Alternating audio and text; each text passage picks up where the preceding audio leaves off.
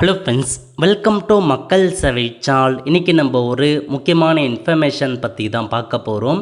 அதாவது ரயில்வே துறையில் group D வேலைவாய்ப்புக்கு ஆன்லைன் மூலமாக அப்ளை பண்ணுறதுல நிறைய பேருக்கு சந்தேகங்கள் இருக்குங்க. ஸோ இப்போ ஆன்லைன் மூலமாக உங்களுக்கு இருக்கிற சந்தேகங்கள் என்ன, அதை எப்படி கிளியர் பண்ணுறது, அதை பற்றின இன்ஃபர்மேஷன் தான் இந்த வீடியோ பார்க்க போகிறோம்.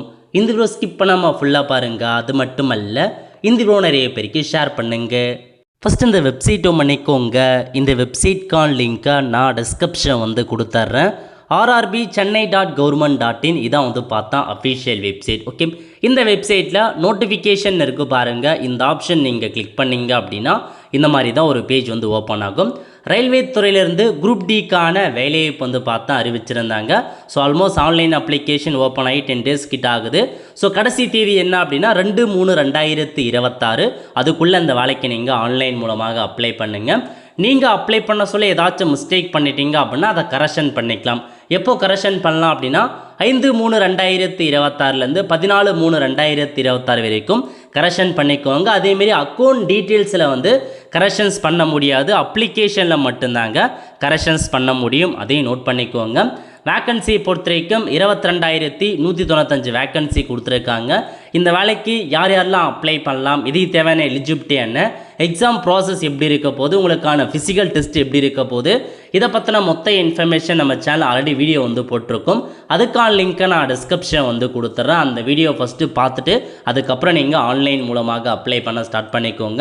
ஸோ கல்வி தகுதியை பொறுத்த வரைக்கும் 10th பாஸ் அல்லது ஐடிஐ முடித்தவங்க அப்ளை பண்ணலாம். மொத்தமாக 14 விதமான போஸ்டிங் கொடுத்துருக்காங்க. அதேமாரி சென்னையில் வேக்கன்சி அறிவிச்சிருக்காங்க. எவ்வளோ வேக்கன்சி கொடுத்துருக்காங்க அப்படின்னா 1036 வேக்கன்சி சென்னைக்கு அறிவிச்சிருக்காங்க. அதையும் நீங்கள் நோட் பண்ணிக்கோங்க.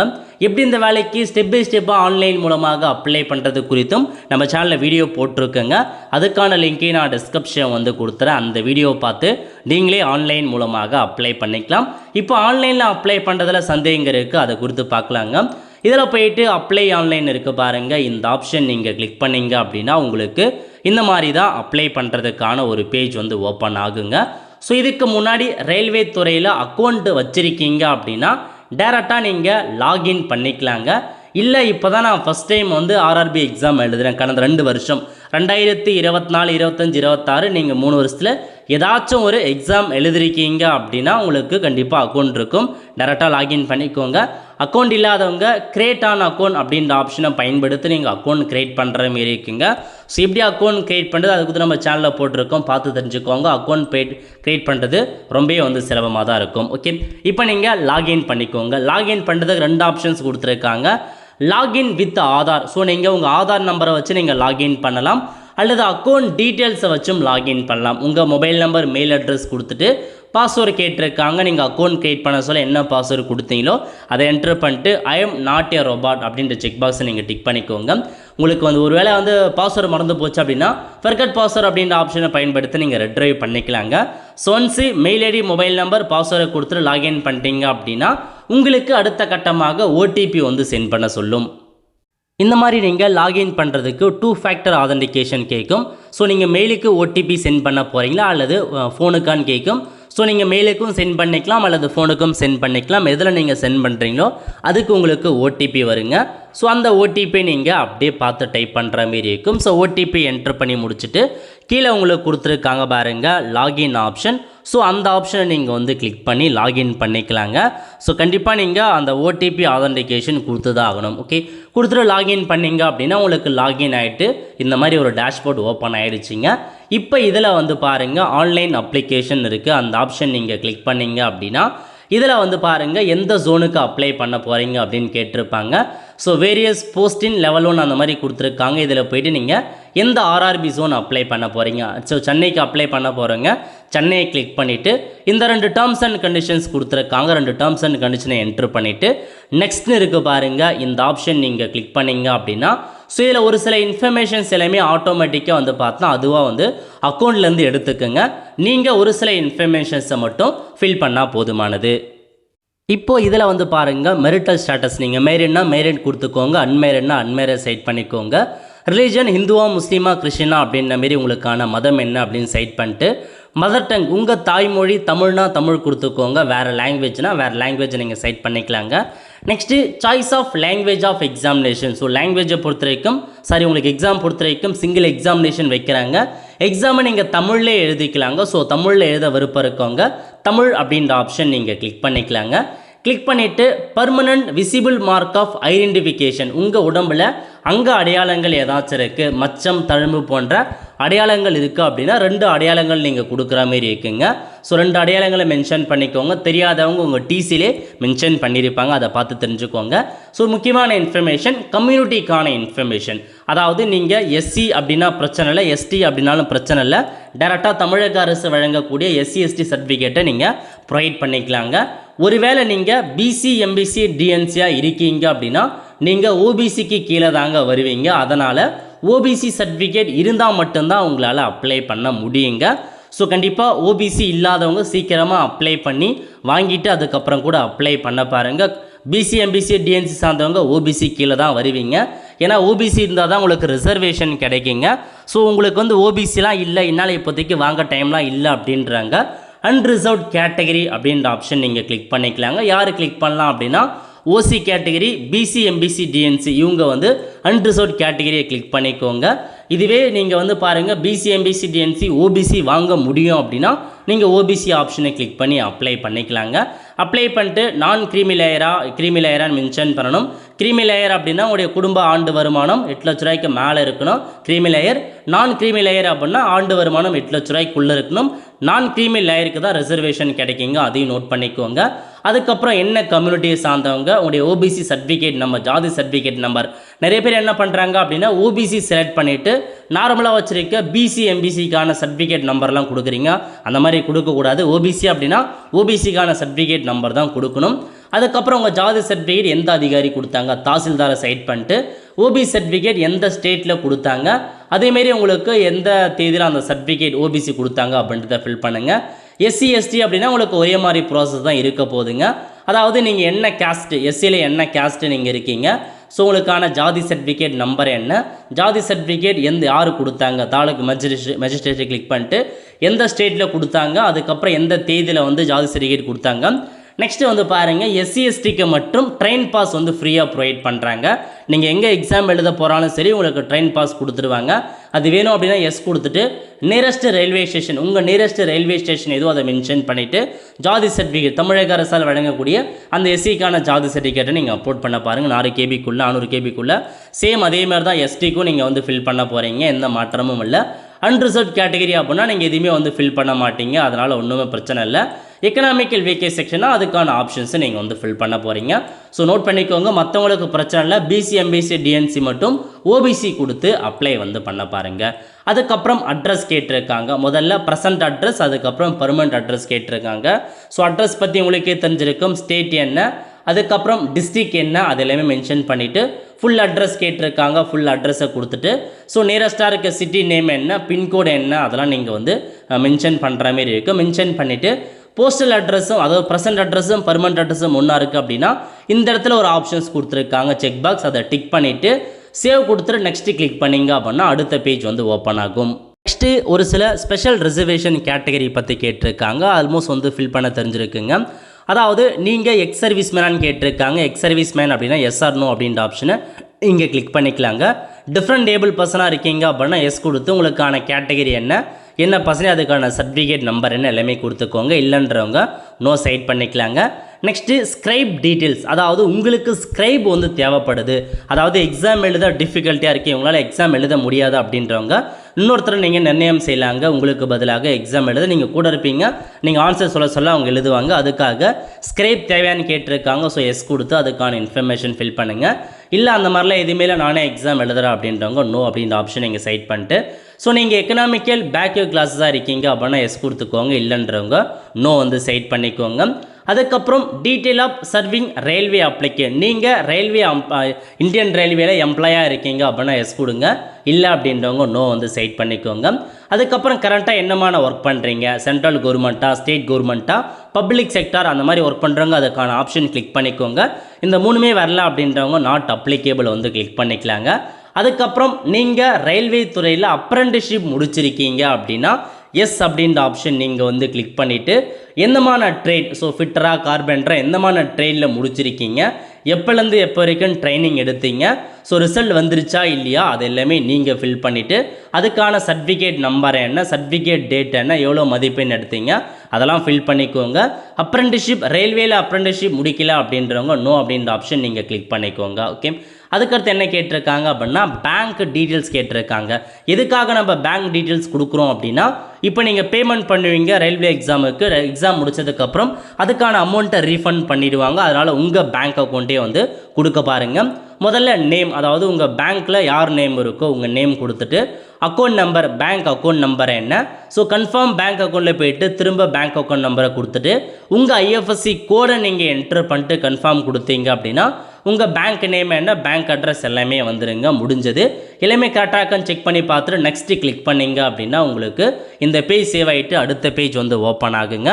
அதுக்கடுத்து நீங்கள் என்ட்ரு பண்ண போகிறது என்ன அப்படின்னா, முதல்ல மெட்ரிகுலேஷன் 10th, நீங்கள் ஆல்ரெடி ரயில்வே எக்ஸாம் அப்ளை பண்ணியிருக்கீங்க அப்படின்னா 10th இன்ஃபர்மேஷன் ஆல்ரெடி அப்படியே வந்துடும், நீங்கள் ஃபில் பண்ண வேண்டியது இருக்காரு.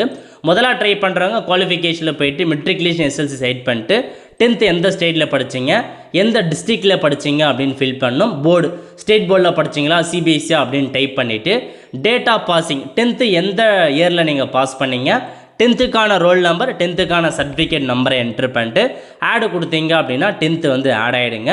ஸோ உங்களுக்கு வந்து பாருங்கள் இந்த குரூப் டியை பொறுத்த வரைக்கும் 10th பாஸ் வந்து போதுமானது.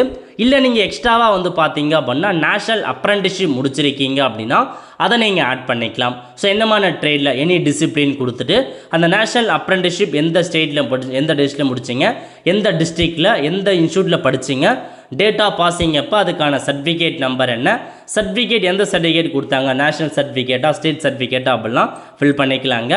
ஸோ இல்லை நான் வந்து அப்ரெண்டிஸ்ஷிப் முடிக்கல ஐடிஐ முடித்தேன் அப்படின்றவங்க ஐடிஐ என்டர் பண்ணிட்டு ஐடிஐயில் எந்த என்ன டிசிப்ளின் கொடுத்துரு, ஸோ எந்த ஸ்டேட்டில் ஐடிஐ படிச்சிங்க, எந்த டிஸ்ட்ரிக்டில் படிச்சிங்க, அதுக்கப்புறம் எந்த இன்ஸ்டியூட்டில் ஐடிஐ படிச்சிங்க, எப்போ பாஸ் பண்ணிங்க, சர்டிஃபிகேட் எந்த சர்டிஃபிகேட், நேஷனல் சர்டிஃபிகேட்டா ஸ்டேட் சர்டிஃபிகேட்டா, சர்டிஃபிகேட் டைப் என்ன அதெல்லாம் ஃபில் பண்ணுற மாரி இருக்கும். இல்லை ஐடி முடிக்கல நான் 12th முடிச்சிருக்கேன் அப்படின்றவங்க 12th ஆட் பண்ணிக்கலாங்க. ஸோ 12th எந்த மாதிரி டிசிப்ளின், எந்த ஸ்டேட்டில் படிச்சிங்க, எந்த டிஸ்ட்ரிக்ட், எந்த போர்டு, என்ன பர்சன்டேஜ் எடுத்தீங்க அதெல்லாம் ஃபில் பண்ணிங்க, அதுவும் நீங்கள் ஆட் பண்ணிக்கலாம்.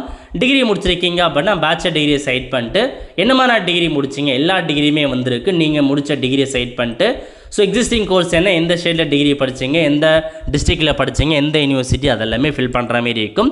அதேமாதிரி மாஸ்டர் டிகிரி முடிச்சிருக்கீங்க அப்படின்னா அதையும் நீங்கள் ஆட் பண்ணிக்கலாம். ஹையஸ்ட் குவாலிஃபிகேஷன் எதுவரையும் முடிச்சிருக்கீங்களோ எல்லாத்தையுமே ஆட் பண்ணிக்கோங்க. பட் குரூப் டிக்கு மினிமம் குவாலிஃபிகேஷன் 10th போதுமானது, ஐடி போதுமானது, அப்ரெண்டிஸ்ஷிப் போதுமானது. மூணுத்தில் ஏதாச்சும் ஒன்று நீங்கள் முடிச்சிருந்தாலே போதுமானதுங்க. இல்லை நீங்கள் அதிகபட்சமாக என்ன முடிச்சிருந்தாலும் அதை நீங்கள் ஆட் பண்ணிக்கலாம். ஓகே, குவாலிஃபிகேஷன் இம்பார்ட்டன்ஸ் சரியாக கொடுத்துக்கோங்க. கொடுத்துட்டு நெக்ஸ்ட் அப்படின்ற ஆப்ஷன் நீங்கள் கிளிக் பண்ணிங்க அப்படின்னா உங்கள் ஃபோட்டோவை நீங்கள் லைவாக எடுக்கிற மாரி இருக்கும், அதையும் நோட் பண்ணிக்கோங்க. லைவாக நீங்கள் கேப்சர் பண்ணி ஆகணுங்க. ஸோ இதில் வந்து பாருங்கள் லைவாக தான் இப்போ கேப்சர் பண்ண சொல்லியிருக்காங்க. எப்படி உங்களை ஃபோட்டோ இருக்கணும் அப்படின்னு சொல்லிடலாம். ட்ரெஸ் இன் நான் ஒயிட் கிளாத், நீங்கள் வந்து ஃபோட்டோ லைவாக எடுக்க சொல்ல ஒயிட் கலர் இல்லாத ட்ரெஸ்ஸாக வந்து போட்டுக்கோங்க. ப்ரிஃபர்லி இன் டார்க் கலராக உங்கள் ட்ரெஸ் இருக்கணும். To maintain contrast with the background, உங்கள் பேக்ரவுண்டுக்கு ஏற்ற மாதிரி நீங்கள் போட்டிருக்க ட்ரெஸ் இருக்கணும். ஸோ முடிஞ்ச அளவுக்கு பேக்ரவுண்ட் வந்து பார்த்தா ஒயிட் கலரில் இருக்க மாரி பார்த்துக்கோங்க. அதுவும் ஒரு செவத்தில் நின்று நீங்கள் வந்து ஃபோட்டோ எடுக்கலாம். அந்த மாதிரி பியூர் ஒயிட்டாக இருக்க அந்த ஏதாச்சும் ஒரு பேக்ரவுண்ட்லேருந்து எடுக்கலாம். மற்றது எடுத்தீங்க அப்படின்னா பேக்ரவுண்ட் மேட்ச் ஆகல அப்படின்ற மாதிரி தான் வந்து காமிக்கும். ஸோ ஃபேஸ் முடிஞ்ச அளவுக்கு நல்லா க்ளோஸ் அப்பாக உங்களுடைய கேமராவில் ஷோ பண்ண பாருங்கள். ஹை லெவல் கரெக்டாக இருக்கணும். ஒரு தடவை பிளிங்க் பண்ணி பாருங்கள் கேமரா கரெக்டாக இருக்க மாரி. ஸோ எல்லாமே கரெக்டாக இருக்க மாரி கேப் வேர் பண்ணக்கூடாது, கிளாஸஸ் வேர் பண்ணக்கூடாது, இதெல்லாமே நோட் பண்ணிக்கோங்க. ஸோ கேப்சர் லைவ் இமேஜ் அப்படின்ற ஆப்ஷன் நீங்கள் பயன்படுத்தி கேப்சர் பண்ணிக்கலாம். அல்லது மொபைல் மூலமாகவும் நீங்கள் கேப்சர் பண்ணலாங்க. ஸோ நீங்கள் வந்து கீழே கொடுத்துருக்காங்க கேப்சர் லைவ் இமேஜ் ஃப்ரம் மொபைலுக்கு கொடுத்து மொபைலில் இன்னும் சுலபமாக நீங்கள் கேப்சர் பண்ணிக்கலாம். ஸோ லைவ் இமேஜ் கம்பல்சரி கொடுக்கணும். அதுக்கப்புறம் சிக்னேச்சர் கேட்டிருக்காங்க. சிக்னேச்சரை பொறுத்த வரைக்கும் ரன்னிங் லெட்டரில் இருக்கணுங்க சிக்னேச்சர். ஸோ இதில் சைஸ் கொடுத்துருக்காங்க 30 KBலேருந்து 49 KBக்குள்ளே இருக்கணும். அதுக்கேற்ற மாதிரி ரீசைஸ் பண்ணிக்கோங்க. நான் இன் பிளாக், அதாவது நீங்கள் உடைய சிக்னேச்சரை வந்து ஃபுல்லாக கேபிட்டல் லெட்டரில் இருக்கக்கூடாதுங்க, ரன்னிங் லெட்டரில் இருக்கணும் அப்படின்றத உங்களுக்கு சொல்லியிருக்காங்க. அதையும் நோட் பண்ணிக்கோங்க. ஸோ இப்போ ஐ ஹாவ் என்னோட சிக்னேச்சர் அப்படின்றத நீங்கள் கொடுத்துட்டு சேவ் கொடுத்துட்டு நெக்ஸ்ட்டு கிளிக் பண்ணிங்க அப்படின்னா அடுத்த பேஜ் வந்து ஓப்பன் ஆகும். நெக்ஸ்ட்டு உங்களுக்கான போஸ்ட் ப்ரிஃபரன்ஸை வந்து கொடுக்குற மாரி இருக்குங்க. இப்போ நம்ம சென்னை ஆர்ஆர்பி செலக்ட் பண்ணியிருக்கோம் அப்படின்னா சென்னை ஆர்ஆர்பிக்கு என்னமான போஸ்டிங் இருக்கோ அதைப்படி நீங்கள் ஆர்டர் ப்ரிஃபரன்ஸ் கொடுக்கணும். ப்ரிஃபரன்ஸ் எதுக்காக கொடுக்குறீங்க அப்படின்னா, இப்போ நான் இந்த பாயிண்ட்ஸ்மேன் அப்படின்ற ஒரு பதவியை ஃபஸ்ட்டு ப்ரிஃபரன்ஸாக செலக்ட் பண்ணிட்டேன் அப்படின்னா எனக்கு ஜாப் வந்து கிடைக்கும்போது ப்ரிஃபரன்ஸே எனக்கு கிடைச்சிருச்சு அப்படின்னா அந்த ஜாப்பை நான் எடுத்துக்கலாங்க. இல்லை ஃபஸ்ட்டு ஜாப் ப்ரிஃபரன்ஸ் கொடுத்து கிடைக்கல அப்படின்னா செகண்டாக இருக்கிறது கிடைக்குது அப்படின்னா செகண்ட் எடுத்துக்கலாம். அதுக்காக தான் இந்த ப்ரிஃபரன்ஸை வந்து செலக்ட் பண்ணுறோம். ஸோ நீங்கள் சென்னை ஜாபை பொறுத்த வரைக்கும் உங்களுக்கு எது அதிகபட்ச வேக்கன்சி கொடுத்துருக்காங்க அப்படின்னா ட்ராக் மெயின்டனர் அப்படின்ற ஒரு பதவிக்கு தான் அதிகபட்ச வேக்கன்சி கொடுத்துருக்காங்க. அதனால் நான் வந்து ட்ராக் மெயின்டெனன்ஸ் இருக்குது பாருங்கள், அதை நான் வந்து ப்ரிஃபரன்ஸாக வந்து நான் செலெக்ஷன் பண்ணிக்கிறேன். ரெண்டாவது அதிகபட்ச வேக்கன்சி எது அப்படின்னா அது கொடுத்துருக்காங்க பாருங்கள், பாயிண்ட்ஸ்மேன், அதுக்கு அறிவிச்சிருக்காங்க. ஸோ அதனால் நான் வந்து ரெண்டாவது ப்ரிஃபரன்ஸாக பாயிண்ட்ஸ்மேனை வந்து செலக்ட் பண்ணிக்கிறேன். மூணாவது அதிகபட்ச வேக்கன்சி எதுக்கு கொடுத்துருக்காங்க அப்படின்னா ஸோ அதுக்கேற்ற மாரி நீங்கள் செலெக்ஷன்ஸ் பண்ணிக்கோங்க. அசிஸ்டன்ட் கேரேஜ் அண்ட் வாகன் நான் வந்து கொடுத்துக்கிறேன். உங்களுக்கு எது வேணுமோ அதை நீங்கள் செலெக்ஷன் பண்ணிக்கலாம். ஓகே, இந்த மாதிரி எதுக்கெலாம் வேக்கன்சி உங்கள் ரிசர்வேஷன், இப்போ நீங்கள் ஓபிசியே பண்ணால் ஓபிசிக்கு எதெல்லாம் அதிக வேக்கன்சி அப்படின்னு பாருங்கள். நீங்கள் டோட்டல் வேக்கன்சியை பார்க்குறத விட ஓபிசிக்கு எதெல்லாம் அதிக வேக்கன்சி கொடுத்துருக்காங்க, ஜென்ரலுக்கு எதெல்லாம் அதிகபட்ச வேக்கன்சி கொடுத்துருக்கு. ஆல்மோஸ்ட் வந்து ஜென்ரலுக்கு கொடுத்துருக்காங்க அப்படின்னா ஜென்ரல் எல்லாருமே வந்து பொதுவாக வந்துடுவாங்க. பிசியும் வருவாங்க, எஸ்சியும் வருவாங்க, எஸ்டியும் வருவாங்க, ஓபிசியும் வருவாங்க. அதனால் ஜென்ரல் பார்க்காதீங்க. மற்ற கேஸ்ட் நீங்கள் எஸ்சி அப்படின்னா எஸ்சியில் எந்தெந்த போஸ்ட்டுக்கு அதிகபட்ச வேக்கன்சியோ அதை ஃபஸ்ட்டு ப்ரிஃபரன்ஸும் அதேமாரி உங்களுக்கு தேவையான ப்ரிஃபரன்ஸை நீங்கள் வந்து கொடுத்துக்கோங்க. கண்டிப்பாக எல்லா ப்ரிஃபரன்ஸுமே நீங்கள் வந்து கொடுத்து தான் ஆகணுங்க. ஆர்டர் வைஸாக உங்களுக்கு எது தேவையோ அதை நீங்கள் வந்து கொடுத்துக்கலாம். அதேமாரி எனக்கு இது முன்னாடி வேணும் அப்படின்னா நீங்கள் மேலே மூவ் பண்ணுறதுக்கான ஆப்ஷன்ஸும் இருக்குது, நீங்கள் மூவ் பண்ணிக்கலாம். ஓகே, ஸோ ப்ரிஃபரன்ஸ் ரொம்ப இம்பார்ட்டன்ட், தெளிவாக கொடுத்துட்டு நான் இந்த மாதிரி எல்லா ப்ரிஃபரன்ஸும் கொடுத்துட்டேன் அப்படின்றத மென்ஷன் பண்ணிவிட்டு அப்படியே கீழே வந்தீங்க அப்படின்னா எந்த டேர்ம்ஸ் அண்ட் கண்டிஷனை கிளிக் பண்ணிட்டு பிளேஸ் கேட்டிருக்காங்க. பிளேஸ் வந்து உங்கள் ஊர் நேமே நீங்கள் மென்ஷன் பண்ணிக்கோங்க. மென்ஷன் பண்ணிவிட்டு கீழே கொடுத்துருக்காங்க பாருங்கள் ப்ரிவ்யூ அப்ளிகேஷன், இந்த ஆப்ஷன் நீங்கள் கிளிக் பண்ணிங்க அப்படின்னா ஸோ நீங்கள் கொடுத்த எல்லா இன்ஃபர்மேஷனுமே இந்த மாதிரி ப்ரிவ்யூ ஆகிடும். ஒன்ஸ் எல்லாமே கரெக்டாக இருக்கா இல்லையா அப்படின்னு நீங்கள் செக் பண்ணி பார்த்துக்கோங்க. ஏதாச்சும் மிஸ்டேக் இருக்குது அப்படின்னா இப்போவே எடிட் கொடுத்து எடிட் பண்ணிக்கலாங்க. அதனால் நீங்கள் சப்மிட் பண்ணதுக்கப்புறம் எடிட் பண்ண முடியாது. எடிட் பண்ணுறதுக்குன்னு ஒரு தேதி கொடுத்துருக்காங்க, அந்த தேதி அப்போ தான் எடிட் பண்ண முடியும். அதுவும் பேமெண்ட் பண்ணி தான் பண்ணுற மாரி இருக்கும். I have rechecked the above details not found correct, அந்த செக் பாக்ஸை டிக் பண்ணிவிட்டு எல்லாமே கரெக்டாக இருக்குது அப்படின்னா சப்மிட் அப்படின்ற ஆப்ஷன் நீங்கள் கிளிக் பண்ணிங்க அப்படின்னா சப்மிட் பண்ணவான்னு கேட்கும். சப்மிட் பண்ணிட்டீங்க அப்படின்னா உங்களுக்கு அப்ளிகேஷன் ஃபார்ம் வந்து பார்த்தா நெக்ஸ்ட்டு பேமெண்ட் பண்ணுற பேஜ் வந்து ஓப்பன் ஆகும். இந்த மாதிரி உங்களுக்கு பேமெண்ட் பண்ணுற பேஜ் வந்து ஓப்பன் ஆகும். ஸோ 500 ரூபாய் வந்து ஃபீஸ் பேமெண்ட் கொடுத்துருக்காங்க. மற்றவங்களுக்கு 250 ரூபாய், அதாவது ஜென்ரல் ஓபிசிக்கெலாம் 500 ரூபாய், எஸ்சி எஸ்டி அனைத்து கேட்டகரிஸ் அந்த பெண்களுக்கு 250 ரூபா. பே வித் எஸ்பி இபி அப்படின்ற ஆப்ஷன் நீங்கள் பயன்படுத்தி டேர்ம்ஸ் அண்ட் கண்டிஷனை கிளிக் பண்ணிட்டு ப்ரொசீட் கொடுக்குறீங்க அப்படின்னா ஸோ உங்களுக்கு வந்து பாருங்கள் டேரெக்டாக பேமெண்ட் பண்ணுற பேஜ் ஓப்பன் ஆகும். எக்கச்சக்கமான பேமெண்ட் மெத்தட் கொடுத்துருக்காங்க. Credit card, debit card, net banking போன்ற பேமெண்ட் மெத்தட்லாம் கொடுத்துருக்காங்க. ஏதாச்சும் ஒரு பேமெண்ட் மெத்தடை பயன்படுத்தி பேமெண்ட் பண்ணிட்டீங்க அப்படின்னா அப்ளிகேஷன் ஃபார்ம் வந்துடும். அந்த அப்ளிகேஷன் ஃபார்மை சேவ் பண்ணி வச்சுக்கோங்க. இந்த மாதிரி தான் அப்ளை பண்ணுற மாரி இருக்கும். ஆல்மோஸ்ட் நீங்கள் வந்து அந்த கம்யூனிட்டி டீட்டெயில்ஸ் கரெக்டாக கொடுக்க பாருங்கள், ப்ரிஃபரன்ஸை கரெக்டாக கொடுக்க பாருங்கள், அந்த லைவ் ஃபோட்டோ கேப்சர், இந்த 3 தான் நிறைய பேருக்கு டவுட் இருக்குது, சரியாக ஒர்க் ஆகலன்னு சொல்கிறீங்க. இதெல்லாம் கரெக்டாக ஃபாலோ பண்ணிங்க அப்படின்னா அப்ளிகேஷன் சக்ஸஸ் ஆகிடுங்க. ஸோ ஒன்ஸ் நீங்கள் அப்ளை பண்ணி முடிச்சிட்டிங்க அப்படின்னா இதுக்கப்புறம் ஒரு 6 மந்த் லேட்ரு அல்லது 8 மந்த் லேட்டருக்கு அப்புறம் உங்களுக்கு சிட்டி இன்ஃபர்மேஷன், எக்ஸாம் சென்டர் எங்கே நடக்க போகுது அப்படின்றதுக்கான சிட்டி இன்ஃபர்மேஷன், எக்ஸாம் டேட் சொல்லுவாங்க. அதுக்கப்புறம் எக்ஸாமுக்கு 4 நாட்களுக்கு முன்னாடி அட்மிட் கார்டு ரிலீஸ் பண்ணுவாங்க. கண்டிப்பாக எல்லாத்துக்கும் நம்ம சேனலில் வீடியோ போடும். அதுக்கு நம்ம சேனலை வந்து மறக்காமல் சப்ஸ்கிரைப் பண்ணி வச்சுக்கோங்க. அப்போ தான் நம்ம போடக்கூடிய அப்டேட்லாம் வந்து சேருங்க. ஸோ கண்டிப்பாக எக்ஸாம் ப்ராசஸை பொறுத்த வரைக்கும் சிங்கிள் எக்ஸாமினேஷன் வைக்கிறாங்க. இதுக்கப்புறம் ஃபிசிக்கல் டெஸ்ட் இருக்கும். ஒரு குறிப்பிட்ட கிலோ வெயிட்டை 100 மீட்டர் நீங்கள் கடந்து போகிற மாரி இருக்கும். அதுக்கப்புறம் ரன்னிங் வைக்கிறாங்க. இதெல்லாம் நீங்கள் முடிச்சதுக்கப்புறம் தான் இந்த ஜாப் வந்து கிடைக்குங்க. அதனால் நோட் பண்ணிவிட்டு தெளிவாக அப்ளை பண்ண பாருங்கள். நல்ல வேக்கன்சி கொடுத்துருக்காங்க.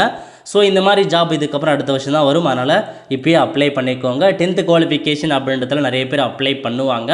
அதனால் நல்லா ப்ரிப்பராக அப்ளை பண்ண பாருங்கள். ஸோ புக்ஸ் வேணும் அப்படின்னா கண்டிப்பாக உங்களுக்கு ப்ராடக்ட் டீட்டெயில்ஸ் நான் வந்து கீழே டிஸ்கிரிப்ஷன் பாக்ஸில் ப்ரொவைட் பண்ணுறேன். நீங்கள் அதில் போயிட்டு உங்களுக்கான புக்ஸ் எல்லாமே வந்து வாங்கிக்கோங்க. ஆல் த ஃப்ரெண்ட்ஸ், கண்டிப்பாக இந்த புக் செலக்ட் பண்ணுங்கள். அது மட்டுமல்ல இந்த வீடியோ நிறைய பேருக்கு ஷேர் பண்ணுங்கள். அடுத்த ஒரு நிலையில் சந்திப்போம். நன்றி, வணக்கம்.